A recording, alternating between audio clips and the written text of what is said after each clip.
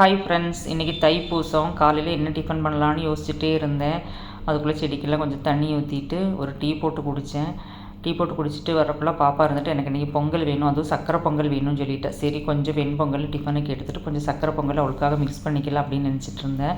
பாசிப்பருப்பு பார்த்தா கொஞ்சமாக தான் இருக்குதுன்னு சொல்லி சரி இருக்கிறது போட்டு செய்யலாம் அப்படின்னு சொல்லி பாசிப்பருப்பு வறுத்து பச்சரிசி கழுகி வச்சு இது சாம்பாருக்கெல்லாம் ரெடி பண்ணி வச்சுட்டேன். பாசிப்பருப்பு வறுத்தது பச்சரிசியும் போட்டு 3 மடங்கு தண்ணி ஊற்றி குக்கரில் வச்சு ஒரு 3-4 விசில் விட்டோம்னா சீக்கிரமாக பொங்கல் ரெடி ஆகிரும். அதில் பாதி பொங்கல் எடுத்து வெண்பொங்கலுக்காக எடுத்து வச்சுட்டு பாதி சக்கரை பொங்கலுக்கு பிரிச்சுட்டு நெய் கொஞ்சம் நல்லா தாராளமாக போட்டு அப்போ தான் பொங்கல் நல்லா டேஸ்ட்டாக இருக்கும், சாஃப்டாகவும் இருக்கும்.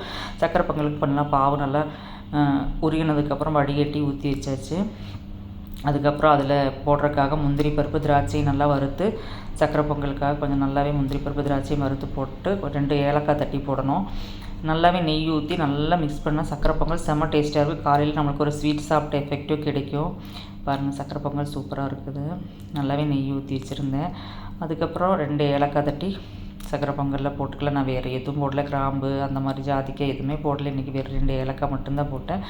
சக்கரை பொங்கல் பாருங்கள் சூப்பராக வந்துருச்சு.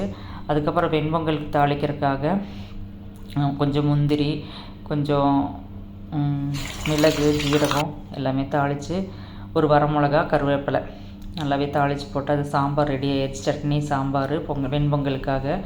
அப்புறம் இன்றைக்கி என்ன காலையில் சூப்பராக இருந்துச்சு டிஃபன். சக்கரை பொங்கல் செம்ம டேஸ்டியாக இருந்துச்சு. இந்த வீடியோ பிடிச்சிருந்தா சேனலை சப்ஸ்கிரைப் பண்ண. நீங்கள் என்ன ஸ்பெஷல் பண்ணிங்கன்னா கமெண்ட் பண்ணுங்கள். தேங்க்யூ.